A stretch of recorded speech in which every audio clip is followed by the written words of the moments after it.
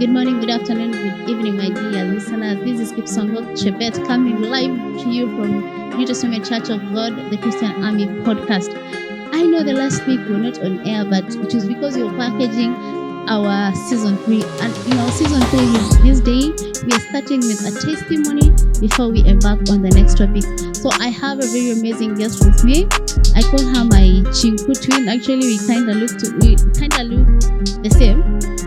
Twins. No, we kind of look again. So welcome to introduce yourself.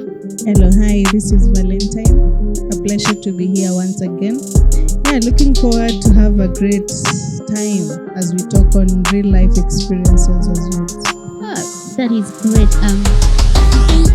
I was amazed by the first time you came here and you turned out to be a vibe, by the way, and that for a youth is really, really important. So Valentine, before we go to experiences, before we embark on other things, can you tell us a bit about your Christian journey? Well, Christian journey. It has been a long one.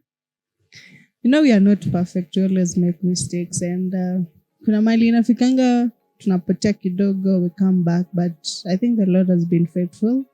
He has held my hand. Yeah, I think I'm back stronger and ready to serve Him. Yeah, in every aspect, in every where He will position me. Mm-hmm. Yes. Yeah, that is amazing. To know that you saved, that you are having a good journey with the Lord. So far so good. What has been that most? How would I put it? The experience that you felt most in your life.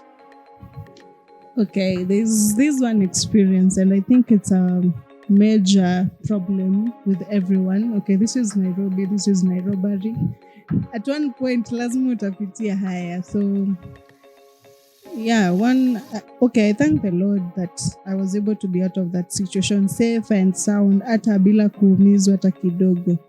So it was at this one point, back then I was still schooling. Na hizo masaa ulikuwa unatoka late hours, like if you're a fashion student, kazi ni mingi, you can't even go home mapema. As much as the class zinaishanga 1, 2, 3 there, unafikiria unaangalia, there's a lot of work. Even if I go home, probably high chances that sitafanya. Nitaangalia too, and then the next day I'll still, and you have to be super active ndio usonge to the next semester, otherwise you could delay. Those are more years for you in the school. Mm-hmm. So at this one point, tumetoka class around 7. Me and my friends excited to go home. So we are passing at this once umetoka like how kanjia ka agro house, and then you're going to, I think Izigar is a tulipita hiyo njia ya gari zinaendanga maziwa. Okay, if you're a fashion student, lazima ujue maziwa. That is a place to be going. So tumepita kwa hiyo stage, and then I think at one point, you know that excitement you guys are going, kipiga story all the way as kila mtu ana subdivide akipanda gari mali atapandia. So at one point I rubbed shoulders with a guy. Ile like mtu amepita na haraka alafu akakugonga shoulders, and then this guy even went to at a point alitembea mbele kidogo a few steps, then akasimama kuniangalia. So obviously mkirub shoulders you'll be like, why did you even do that? Na barabara ni kubwa na watu kuna space ya kupita. So I think this guy at one point alikuwa anajua kitu alikuwa anafanya. If you rub shoulders and then you make a few steps, unaenda unasimama mbele unaongoja, you give me an eye kungoja what will happen. So tumeenda hivyo as we are walking, and then I feel like kichwa imekuwa mzito, it's heavy in a way. So from there I don't know what happened. I think nilipoteza self-conscious. At one point people give different stories. Kuna mtu alisema you can be working with this person, mnapiga tu story and people see like you guys mnajuana. So maybe at one point I was imagining tulikuwa tunatembea na yeye, tunapiga story na yeye. I don't know this person, lakini mnapiga story. So sijui nini ili happen, but I think tulitembea na yeye all the way akanidrag hadi River Road. River Road there is a hapo kwa stage ya where you can send packages, the Ena coach.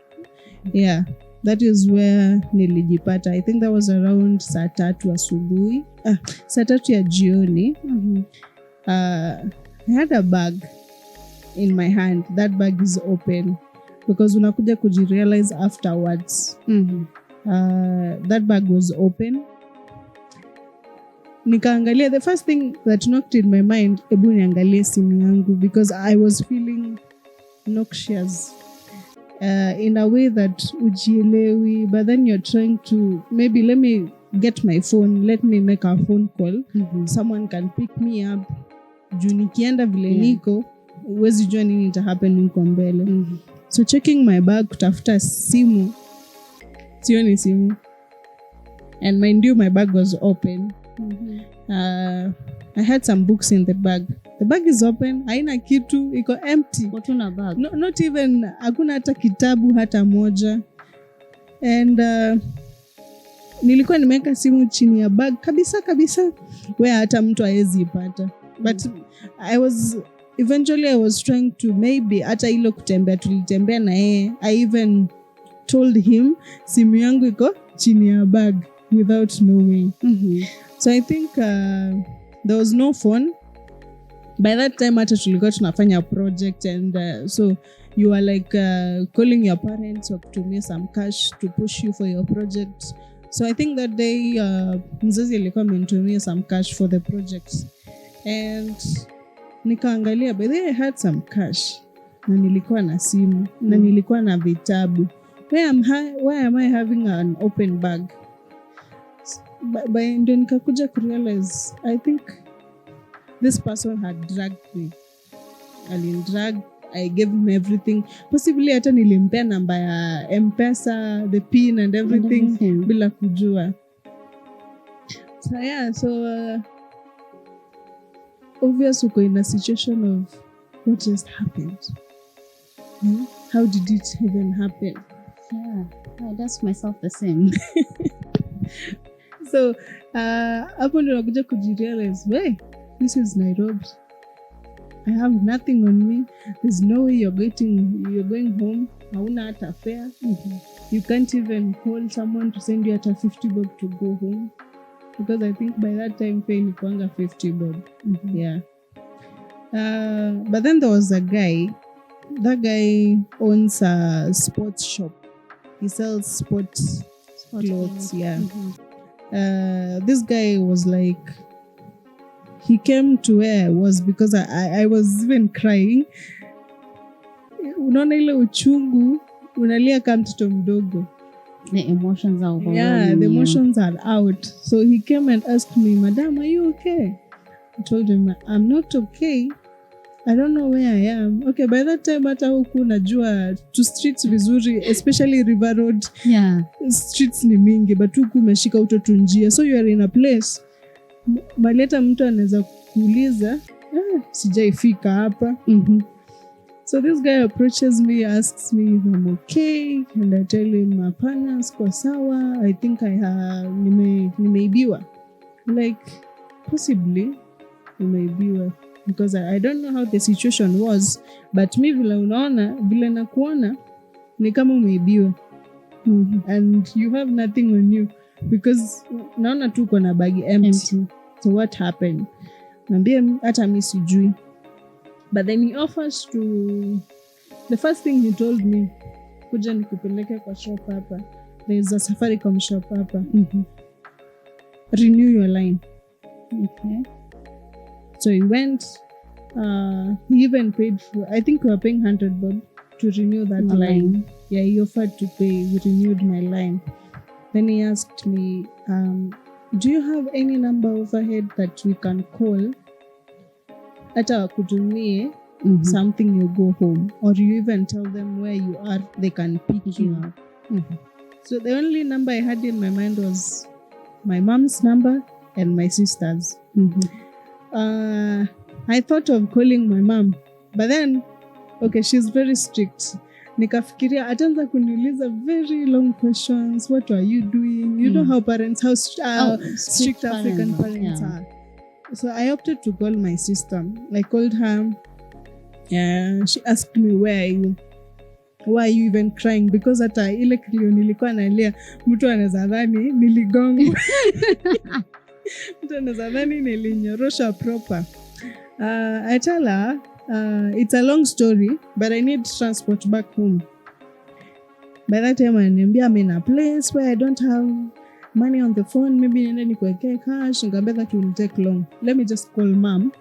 I know she will be harsh on me, but then at the end of it, atanitumia bado. Yeah. So I called her and she's like, she started asking me questions. Ile ya kupotelea story. Ambia mom, it's a long story. You do this way. Nitumie tu fare. Once I get home, I'll call you. And then by the way, that time I was staying at my aunt's place. When I get home, tutatumia simu ya auntie. I'll call you. I'll tell you everything what happened.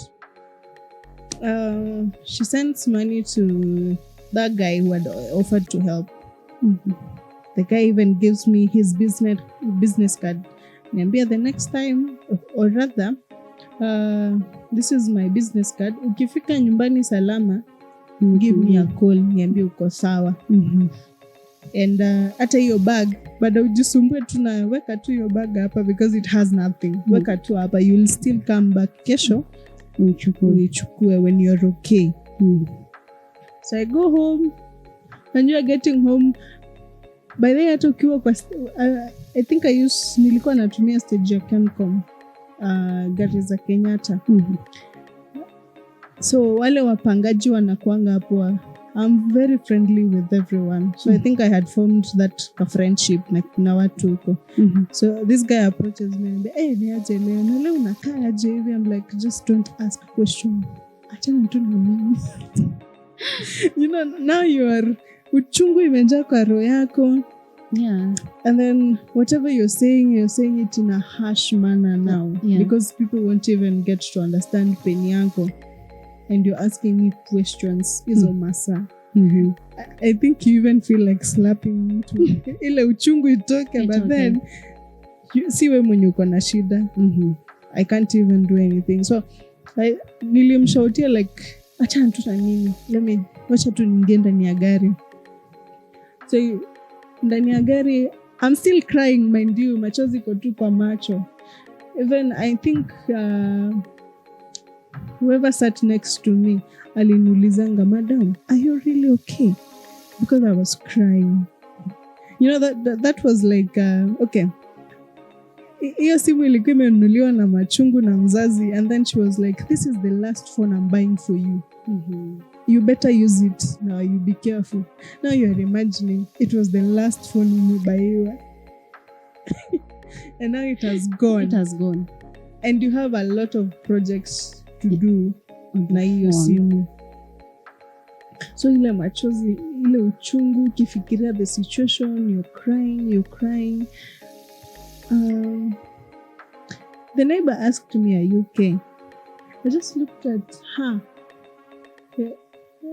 Ile macho ya Afrika. And she even kept quiet. I got home. Hata appetite ya sapa ilipoteanga. I know the feeling. Yeah, you're just like, everyone is asking, are you okay? Just leave me alone. You want to take supper? No, I'm not hungry. So by the time I'm getting home, my mom had called my aunt and she asked, amefika? Like, yes, amefika. Give her the phone, we talk. So we talked to her, I explained the situation, and she was like, okay, it's okay, it has happened. Hakuna kitu tutafanya sasa. You just sleep. Tomorrow is a new day. You see. But then out of that situation, I learned to be thankful to God that as much as I was dragged to a place, okay, River Road is known to be a very dangerous place. Yeah. CC place safe, especially for a lady. Yeah. Even at those odd hours. I got to thank the Lord that I was not raped. Yeah. I came out unharmed. Hakuna kitu nilifanywa other than kuibiwa these material things, Yeah. I was safe as a person. Yes. Wow. Okay. I am trying to feel the emotions that you are going through. Sasa tuache pesa, kuna projects, kuna notes zimepotea. Now there's a phone. Now let's come to the money. I know as a student, like as a campus student, you always need your notes. You need your projects. Alafu na imagine kwanza kurudia project, it's like a step back. Now you have to start again. And I'm so sorry for what you went through, and I am glad that the Lord put you safe to become the fashion designer you are. And I forgot to tell you look amazing today. Thank you. Yeah. You too. We need to be looking this nice when you come into the house of the Lord. Amen. So apart from that, how has your family been like in your Christian journey? Do they support you as a Christian, or kuna cons like church differences? When you go to church, kuna differences? Not really. I haven't had any challenges in my Christian life in parents supporting me. I've been raised by a single mom. She's very, very supportive. Very supportive. Akisikia you want to do something, she'll ask you, what do you need? Umekwama wapi? Even if you're working, she'll still, you're still that little kid to her. Yeah, you're the little girl. Yeah, she'll still ask you, umekwama wapi? How may I help? You see? And she, in every Sunday, yeye upiga simu after the services. Ikishafika nyumbani jioni, she'll be like, ulienda kanisa leo? Are you okay? You see, someone who is there to support you in your life, in your Christian life. Yeah, I'm thankful to have her. And you know, since you're working, I don't know if you're self-employed or you're employed, do you find like there's something, how do I put it? Unajua siku hizi wanakwambianga come with experience, 5 years experience, 10 years experience, and the youths are like, tutapata wapi experience wakikataa kutuandika ndio to gain your experience. Have you gone through the same thing? Okay. It's a challenge, yes, kwa kila mtu. And I remember at this one point, I was still in school. Tulikuwa tumeenda break, by the way, this corona break. And then ulikuwa unakaa nyumbani unafikiria sasa nitafanya nini, because staying in the house pia, you do the chores, you do everything. Masaa inaisha, you are there. Hata wewe ile self-conscious unafeel, by the way, hata ninge contribute 5 bob ya kiberiti, ingekuwa much of a help. So this one point there was some government job. Okay, it was not related to even our course, but then we were like, okay, let's give it a shot. You never know what happens. Even if nikitu, okay, we applied for positions zenye tunaweza fanya.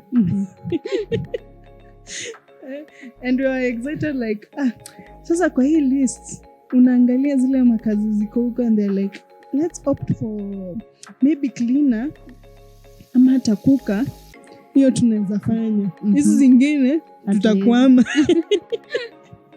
So we opted to take cleaners and cooks as the job. So we applied, and then applying, unaangalia they even asking for experience ya 5 years. Alafu unajiuliza, you as a cleaner, you applying as a cleaner.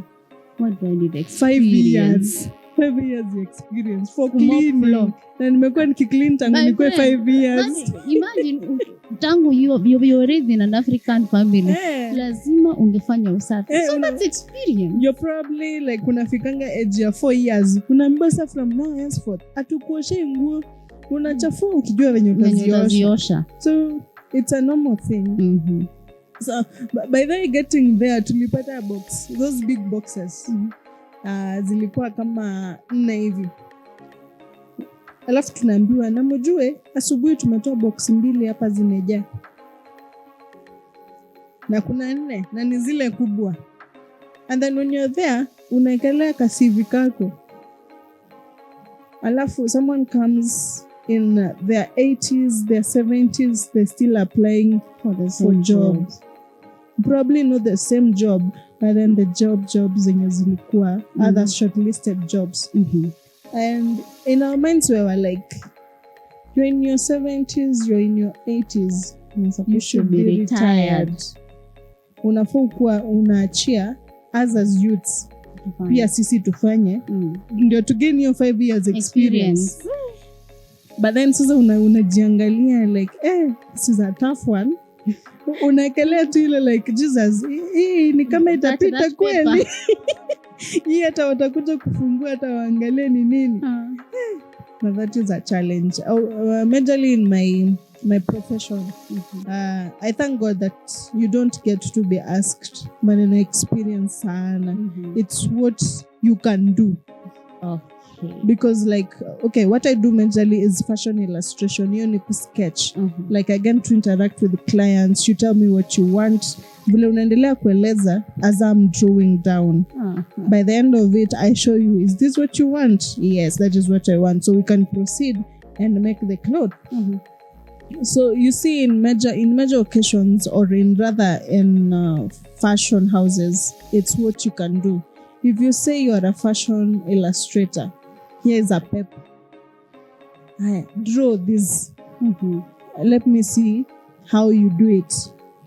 Or kama wewe ni fashion analysis and majorly you deal with body types. Unaletewa models. Unaulizwa maswali. Ingekuwa huyu model angevaa nguo inakaaje considering her body type. So you see that is more of, I don't think inahitaji experience sana ya 5 years and everything. Inataka a sharp eye and a very creative mind. Yes. Considering that I once told my mother I want to be a fashion designer. Akarudi na karatasi za university ashazifeel as a teacher. By the way, I don't know why African parents, when you tell them you want to do fashion and design, mtu anaonanga ni ufundi unaenda kufanya. Unaenda kujua kushona nguo, ni uwekele material kwa cherehani, kwa meza, ukate nguo, ushone, and that is it. But then fashion has a wide range. Profession ni mingi. Okay, you thought everything, but you choose what you want as a specialization. So yes, siku nikamwambia mama nataka kuwa fashion designer, because actually I had grown up seeing her akishona nguo. So nilikuwa najua kutumia cherehani and all that stuff. So nikamwambia mama, I want to be a fashion designer. Akaniambia hapana. No, not my money. So I was like, okay. So basi naweza fanya food and nutrition. Sawa. Not food and nutrition, kupika. So she told me hospitality. Yeah. And then ananiambia wacha nikutafutie utalii. She is still looking for utalii up to now. And then so nikakaa nikijua, she once sent me to a college nyingine ni apply, nika-apply, nikarudi home na makaratasi, nikajiona na nyumba, najua utaenda na hiyo blanketi, utaenda kuhostel and all that stuff. So the next day nikaamka nikijua next week naenda shule, so fua ngarisha. So nikakaa kufika I think Monday, nikamwambia mama na suitcase ya nini?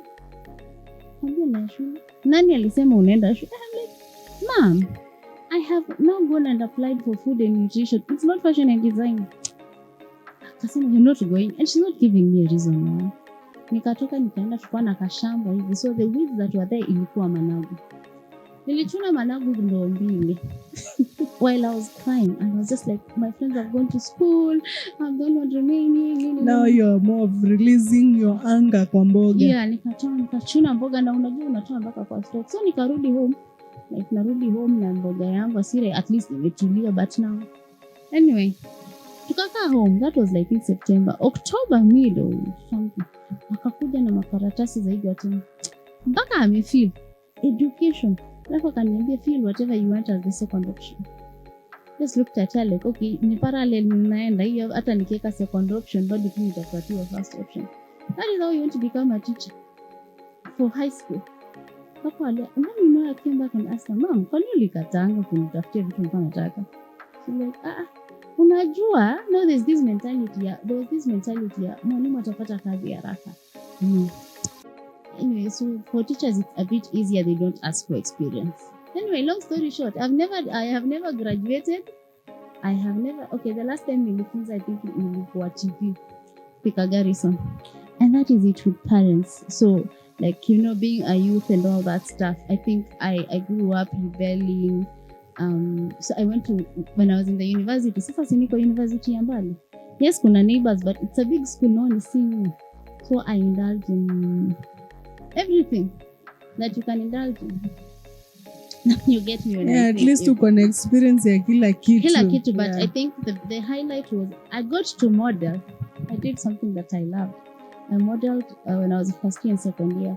But now, my experience was different because I was living in school. So what was your experience because you were living now out of school? So what was your experience? I would love to just hear that.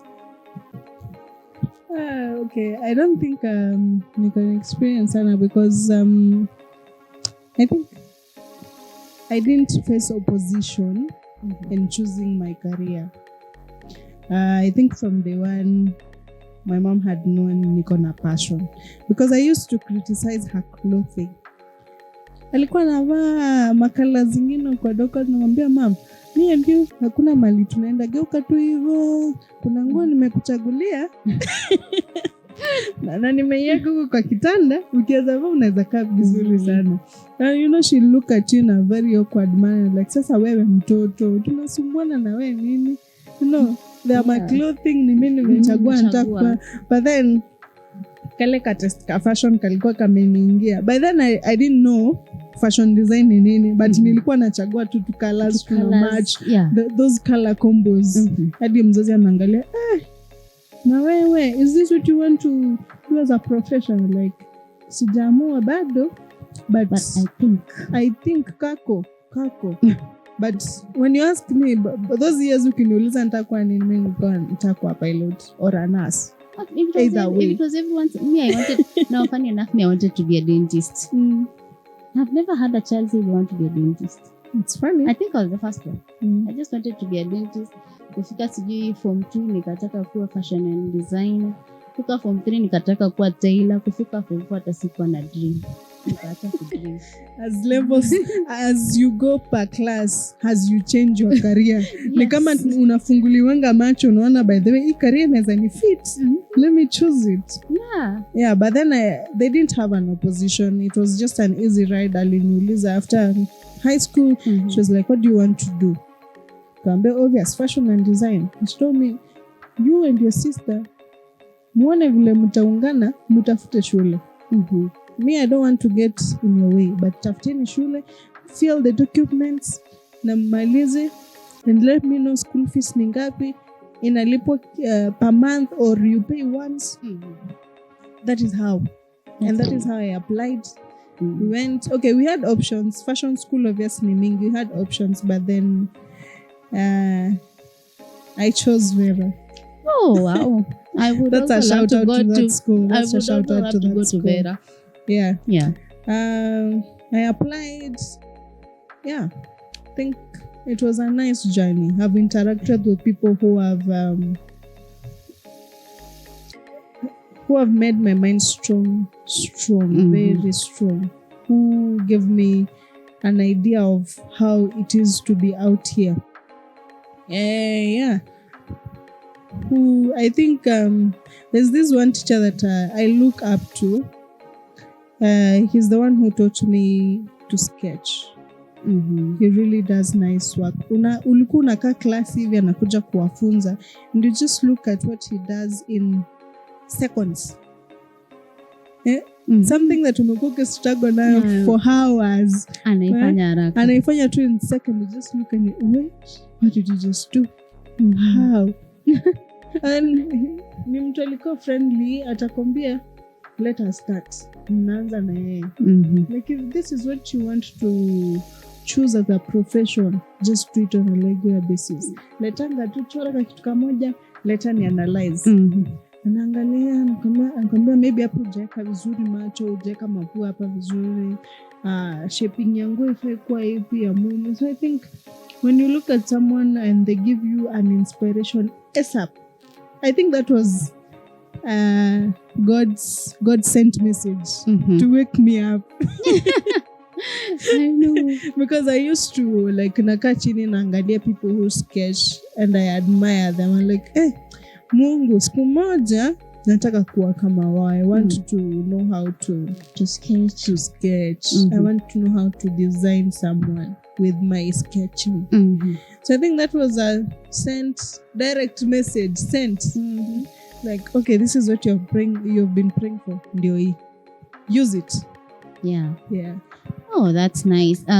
Actually, you're a vibe, and probably would love to host you again. As much as Valentine anasema she's a designer, najua hamna nini, nitasema hamna testimony. So Valentine is making me a dress. Now, shout out to Valentine. But anyway, you can find Valentine. I think you're going to attach info on our social media handles so that you can go to Valentine, our dress, because I am looking at the way she dresses up and I'm like, oh God, this girl. She has my fashion sense. The God, by the way. The God. Yeah, I think I also love like mixing colors and all that. Valentine is also a painter, for those who don't know. She has very nice paints and you can buy it from her. So I've said you're gonna attach the details, and then I'll probably post on my page too so that you can get the info. Now, coming back, we have packaged ourselves for season 3, and season 3 we are going to do more of mental awareness. I think the whole of season 3 is going to be a mental awareness time. We're going to have people who are gonna like tell us of what they have been struggling with when it comes to mental health, when it comes to things like PTSD, drug addiction. We have mental disorders, and possibly we can have a psychologist too on board. So I'd really love if you stay here and continue watching us, continue listening to us. Subscribe, like, comment, watch on all our social media pages. So this has been the Christ Army Podcast. You can find us on all social media handles. Facebook and Twitter is Agape Restoration Center, and then TikTok we are on as Christian Army Podcast, and then for like YouTube you're also Agape Restoration Center. I have been your host Kipsongo Chebet, hosting Valentine Kirubo, and my director is Paul Bush. If you want to do your photos and your videos, you can kindly holler at him. So till next time, let us talk about mental awareness. Ask us questions, we're willing to answer where we can. So till then, see you.